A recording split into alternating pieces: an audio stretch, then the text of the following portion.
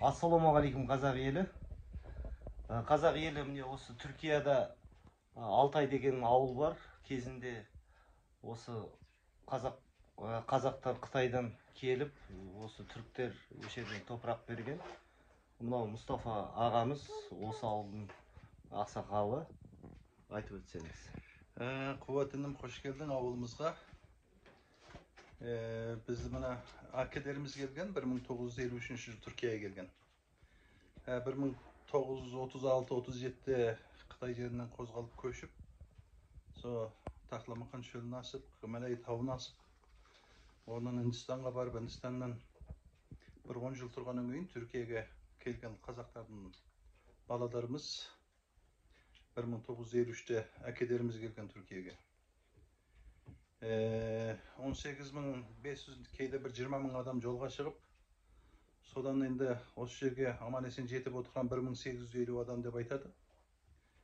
Біз осы Алтай қазақ ауылы бар, Түркияда бірақ қазақ ауылы бар. Бұл қазақ ауылына 165 отбасымен 650-700 жан санымен отырып келіп орналастық. Бұдан басқа Манисаның Салихли деген бір ауданына 135 үй, Конияның Исмил деген бір ауданына бір шетіне 65 үй, Ақсарай деген бір жерге 67 үй, мына Қайсары қаласының бір Девелі, Яхиял деген аудандарына 50 үйден 100 үй, солай кетіп. Ол уақытта енді өкіметтің саясаты солай ма бізді орналастырған.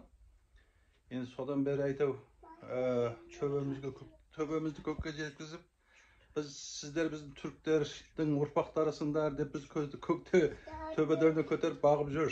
Жақсы жерін беріп, үйін беріп, сөйтіп жүреді. Кейбірде ондан естіп жатамыз, Қазақстанға көшіп келген қазақтар Алматының төрінен орын сұрайды екен деп айтып жатады енді кейбір қазақтар.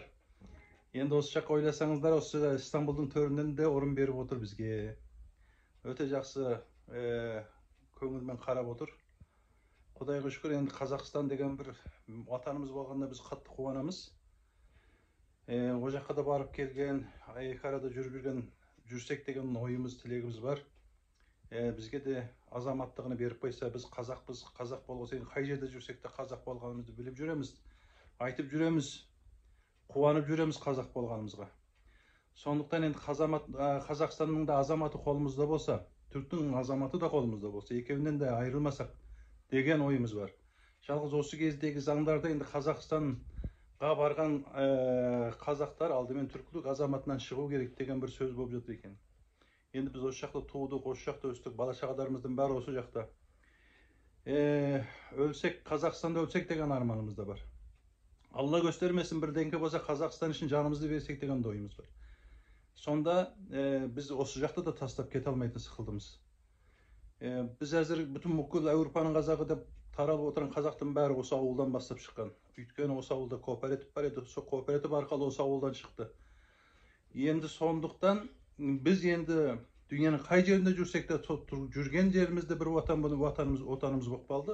Ал енді Қазақстан да біздің ата мекеніміз, отанымыз болып тұр.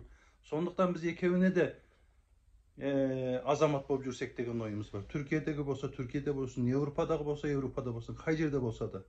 Сондай енді бір қолайдық бола ма екен, сондай болса деп ойлаймыз. Бүкіл қазақ баласына бізде есіп отырған қазақ қандастарымыздың бәріне дұғай, көп сәлем.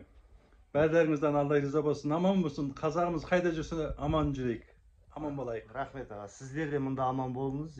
Рахмет. Осы ағамыз Қазақстаннан келген қазақтар осы интернеттен көріп, осы ауылға келіп, ақыл кеңес сұрап, адрестерді сұрап, өшерден дәм татып, жылқының етін жеп кетіп, осы ағамыз бар өшерде. Біз қазақ ауылы ғой, кішкене бір қазақ ауылы, қазақ салтымен, қазақ несімен жүрміз әлі. Жібермей жүрміз. Рахмет аға. Бәрдеріңе көп рахмет. Алла разы болсын.